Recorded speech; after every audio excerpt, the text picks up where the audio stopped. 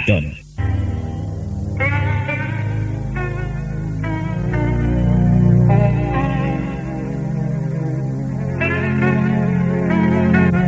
Salam MNB Lover.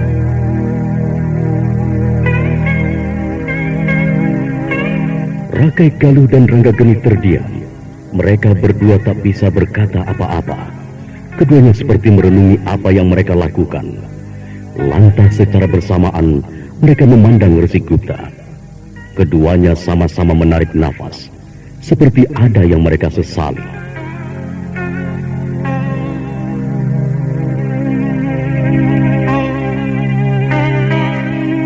Baiklah Resi. Besok aku akan mengumpulkan semuanya di pendopo utama. Kita harus membicarakan semuanya untuk kelangsungan pemerintahan di Merak Jingga. Kita memang harus berbuat sesuatu. Kita memang harus mendahulukan kepentingan masyarakat banyak. Aku harap kau pun tidak menolak apa yang menjadi kemauan Kawula Merak Jingga, putraku. Tapi Ramanda, Ranggageni anakku, dulu kau adalah seorang anak yang rajin, baik dan bertanggung jawab. Semua pekerjaan yang kuberikan kepadamu selalu kau hadapi dengan tabah dan bisa kau selesaikan dengan baik. Kau akhirnya hadir di dunia persilatan. Aku malang melintang membasmi kejahatan, dan kau menghadapi banyak tokoh persilatan yang berilmu tinggi yang tak mungkin menang kalau kau hadapi dengan ilmu yang kuajarkan. Tapi keadaan menjadi lain. Dalam perjalananmu, kau banyak menemukan kemukjizatan. Itu tandanya Dewata menyertai langkahmu sebagai seorang kesatria yang bisa menyelamatkan kehidupan di Merak Jingga ini. Dan sebagai seorang putra mahkota, kau harus duduk di atas tahta itu, anakku. Iya, anakku. Pasti seluruh Kawula Merak Jingga akan memilihmu. Mereka akan mengharapkan dirimu sebagai seorang pemimpin mereka. Seperti harapan Ki Panjalin padamu, agar menjadi panglima tertinggi di Mataram. Sebagaimana permintaan orang tua itu, agar kau menjadi pemimpin dalam peperangan. Seorang kesatria sejati tidak akan pernah menolak tanggung jawab. Prajurit, kumpulkan para perwira Mataram dan para sepuh.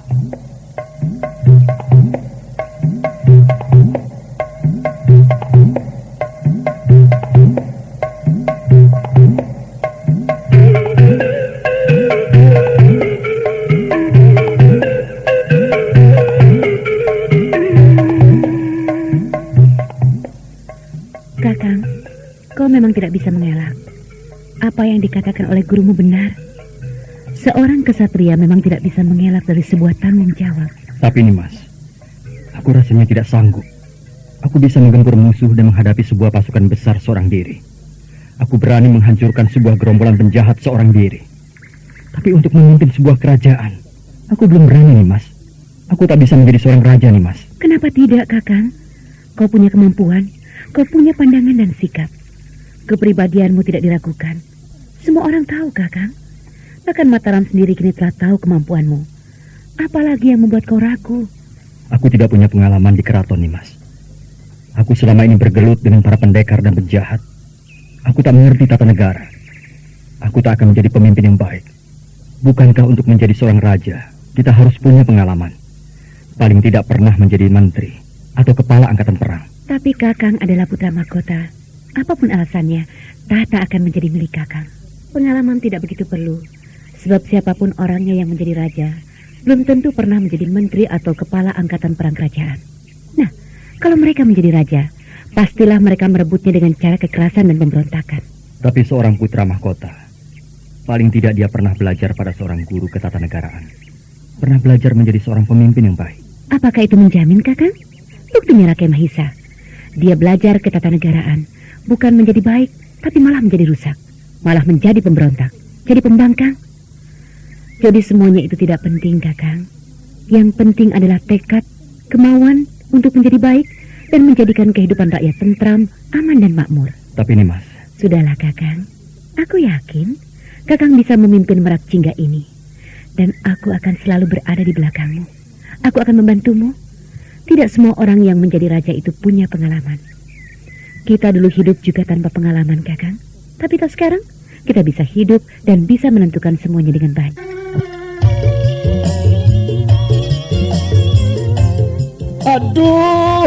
Aduh, Gusti, aduh. Karo apa ki obate,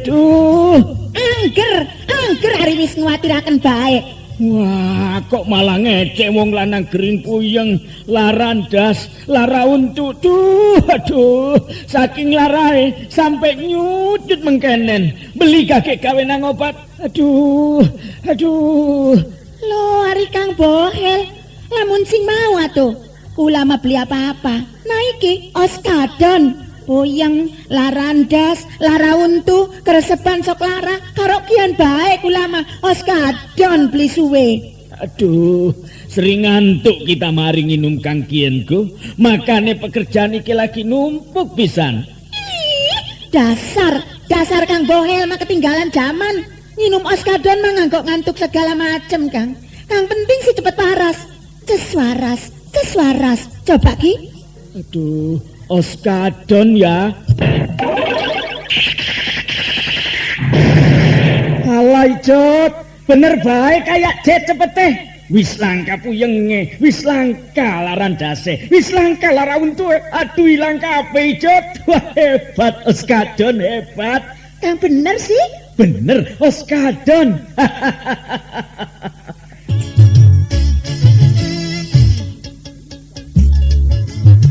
Beli salah maning, cepete ibarat kaya Jet. Oskadon ngilangaken segala macam penyakit puyeng, larandas, lara untu. Wong wadon kang lagi datang bulan ngerasa lara, cuma nginum Oskadon obate. Oskadon ora nimbulaken rasa ngantuk, langka efek sampingane. Oskadon bisa dituku ning ndi bae, ning toko-toko obat, apotek, karo warung-warung kang parek. Oskadon obat puyeng, larandas, lara untu. Wong wadon kang lagi datang bulan ngerasa lara pisan nganggo Oskadon obate. Oskadon produksi PT Supra Barbindo Pharma. Oskadon cepete kaya tenaga jet, antur segala penyakit. Oskadon.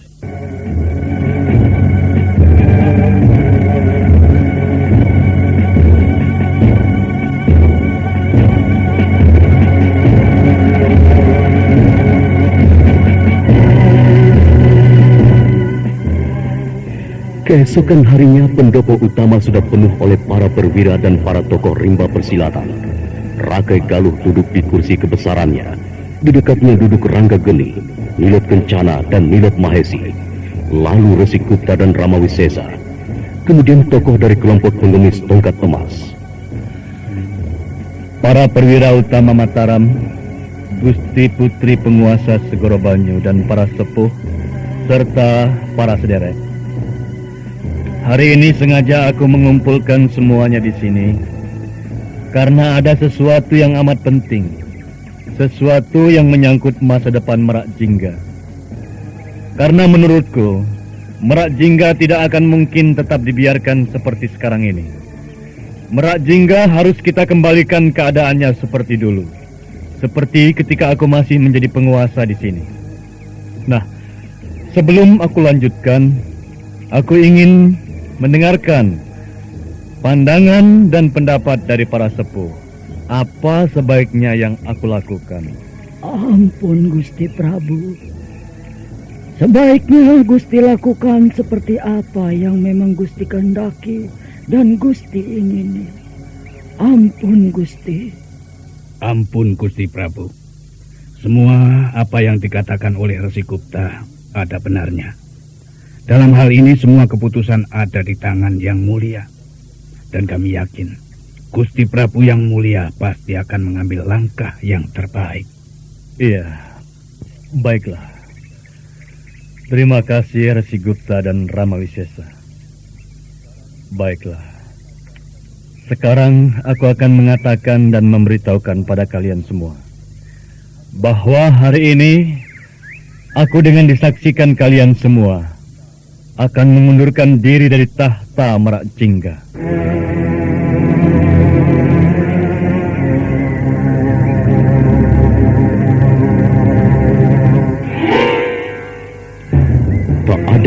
bersuara.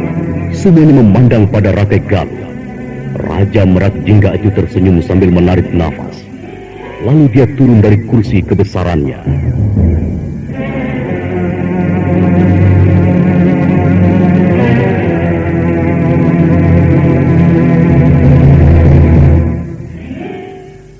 Rasanya saat ini aku memang sudah terlalu tua untuk menjadi seorang raja.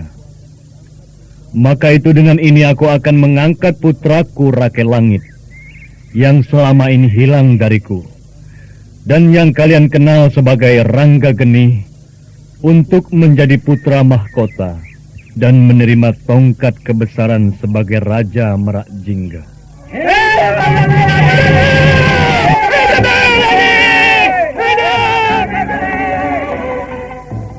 Nah, Rakai Langit, sekarang silahkan naik dan duduklah di atas kursi ini. Kursi ini sudah lama diduduki oleh orang yang tidak bertanggung jawab. Dan beberapa belakangan ini kursi ini kosong. Silahkan duduk, putraku. Tapi Ramanda. Kakang, lakukanlah. Kakang, aku yakin semua yang ada di sini menunggu Kakang untuk duduk di kursi itu. Nimas. Kakang, aku dan adikku mengharapkanmu. Kami mencintaimu, Kakang. Aku melihat ada getaran kasih yang begitu dalam dari Ratu Penguasa Segor Banyu itu terhadap Rangga Geni. Agaknya perempuan itu mencintai muridku. Dan Rangga Geni sepertinya ikut dengan apa yang dikatakan oleh perempuan itu. Dia berdiri dan melangkah menuju ke kursi kebesaran. Oh, muridku. Dia begitu gagah.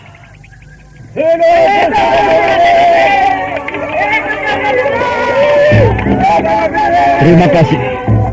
Terima kasih, terima kasih. Terima kasih Ramanda. Terima kasih para paman perwira dan para sepuh. Salam hormat dariku. Dan salam bahagia untuk Ramanda dan guru. Hanya aku sayangkan pada hari yang bahagia ini, ibundaku tidak ada. Tapi aku yakin saat ini beliau pasti bahagia dan dalam keadaan selamat. Ramanda, guru dan para sepuh, serta para paman perwira, dengan rasa syukur dan segala puji bagi Dewata Penguasa alam ini, aku menerima anugerah yang memang menjadi milikku, yaitu melanjutkan tahta pemerintahan Ramandaku. Terima kasih. Terima kasih atas sambutan dan perhatian para saudara-saudara sekalian. Sebenarnya aku adalah seorang petualang. Aku tidak tahu siapa diriku dan dari mana aku berasal. Aku hanya dibesarkan oleh seorang guru. Tapi agaknya Dewata membuat sejarah hidupku menjadi lain. Dan hari ini aku duduk di sini. Tapi aku tidak mau para sepuh, para perwira, dan para sederek semua meninggalkan dan menjauhi diriku. Aku tetap membutuhkan kalian semua. Aku tetap ingin berdampingan dengan kalian. Apalah artinya diriku ini? Aku adalah manusia yang tak bisa bekerja seorang diri. Apalagi untuk mengurus Merak Jingga yang begini besar, yang dihuni oleh rakyat, oleh manusia yang banyak kehendaknya. Sebenarnya aku tidak ingin duduk di sini dan menjadi Raja Merak Jingga. Tapi tak ada pilihan lain. Tak ada kesempatan bagiku untuk menolaknya. Maka itu, untuk memimpin Merak Jingga ini, aku butuh bantuan. Terima kasih atas kesediaan para sederek semua. Semoga semuanya mendapat ridho dari Yang Maha Kuasa. Sebenarnya aku ingin melakukan sesuatu hari ini. Namun aku harus menunggu. Kita semua menunggu keputusan dari Mataram. Biar bagaimanapun Merak Jingga adalah bagian dari kekuasaan Mataram. Gusti Prabu yang mulia Rakai Panangkaran pasti akan mengambil dan memberikan yang terbaik bagi kita semua. Aku dan Ramanda telah mengirim beberapa utusan ke Mataram. Kita tunggu 2 atau 3 hari lagi. Kalau tidak ada halangan, mereka pasti kembali. Syukur-syukur kalau ada utusan Gusti Prabu yang dipertuan di Mataram datang kemari. Maka untuk itu, acara selanjutnya adalah acara tukar pikiran dan tukar pendapat. Aku ingin pandangan dari yang hadir di sini. Maklum, secara jujur kukatakan, aku tidak memiliki pengalaman untuk menjadi seorang pemimpin. Nak Mas Gusti terlalu merendah. Kami yang hadir di sini tahu kemampuan Gusti sebagai seorang pemimpin. Dan agaknya sekarang ini rakyat Merak Jingga sangat mengharapkan pemimpin seperti Nak Mas Gusti. Nah, Nak Mas Gusti, pada masa sekarang ini gejolak ketidakamanan timbul di mana-mana, di setiap pelosok desa dan kademangan. Hamba rasa semua orang sudah tahu akan kehancuran Rakai Mahisa dengan pasukannya. Jadi mereka pasti memanfaatkan kesempatan seperti sekarang ini. Kita tidak boleh mengabaikan keselamatan rakyat kecil dari tindakan mereka yang tidak bertanggung jawab. Kita telah melihat buktinya di Karanggombak. Betapa banyak penderitaan-penderitaan di sana. Sapa kang awake lemes bae, gage nginum oskapit. Ahe, kita kan sedina siji. Sehat awake, lan kerjane ora cepet lemes. Abdol, pantes semangat lan sehat bae si akang mah. Pantes nginum oskapit sedina siji. Hebat. Oskapit salah siji multivitamin lan mineral kang paling dibutuhaken ning awak kita. Vitamin kang bisa nambah tenaga lan sekaligus menimbulaken semangat ning awak kita. Haca, oskapit vitamin kang bener-bener lengkap. Afdol, lamun kita ngebiasa akan minum oskapit sedina siji, nganggo jaga dan jaga supaya awak tetap sehat lan ora cepet lemes nganggo ngelaksanakan ing pekerjaan. Oskapit kan bagus pisan nganggo ibu-ibu kang lagi hamil lan nyusui supaya bayine sehat lan cerdas, mangkane minum oskapit sedina siji. Kang kurang darah, nafsu mangane kurang, gen minum oskapit. Oskapit vitamin kang lengkep pisan lan sekaligus menjaganing kesehatan kita kabeh supaya dadi jag-jag weringkas, waluya jati maning. Oskapit nganggo kita kang sering kerja berat lan nganggo para olahragawan, olahragawati, adik-adik pelajar, karyawan-karyawati biasa akan minum oskapit sedina siji. Oskapit vitamin kang paling lengkep. Oskapit produksi PT Sufra Verbindo Farma.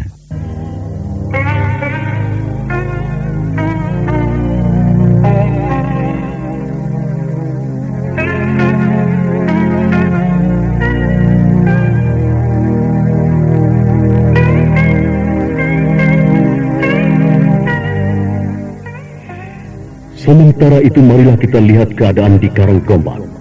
Siang itu tampak Rama penjaga duduk merenung di depan rumah seorang penduduk desa Karanggombak.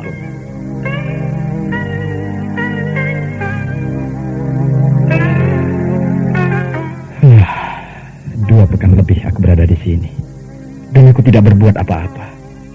Rasanya tak ada kejadian lagi di sini. Penduduknya sudah menyadari artinya gotong royong. Mereka sudah kembali seperti dulu, sewaktu Paman Wisesa di sini. Dan aku tidak bisa di sini terus. Aku harus pergi. Aku harus mencari Anjani. Iya, kasihan dia. Dan aku tidak bisa menunggu dia di sini terus-menerus. Aku harus pamit pada Bibi.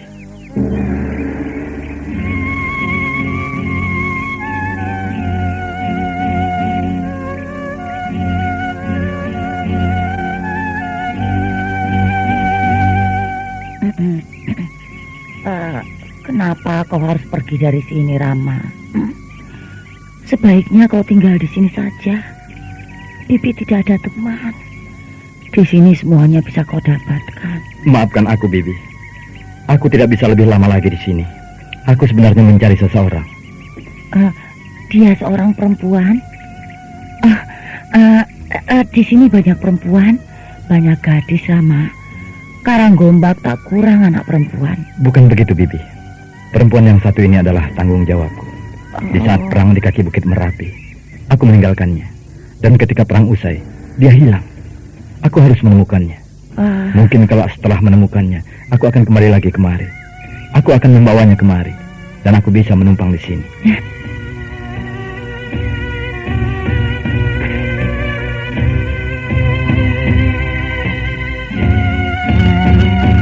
Perempuan setengah tua itu tidak berkata apa-apa.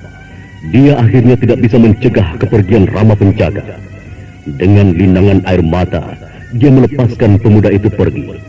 Sampai jauh dia terus memandang Rama Penjaga yang akhirnya hilang di tikungan jalan di luar desa Karanggombal.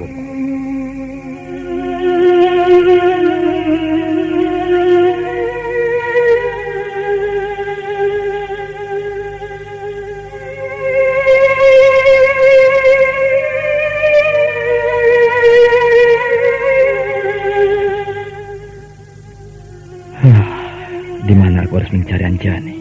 Apakah aku harus ke sana atau ke sana?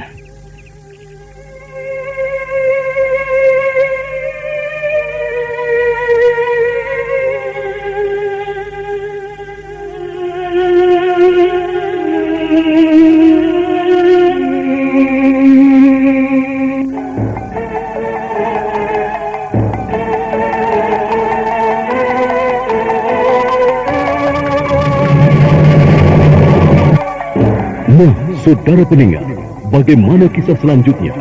Ikuti terus serial Mantra Naga Bumi ini pada episode berikutnya dengan judul Menyusun Tembok Reruntuhan. Sampai jumpa.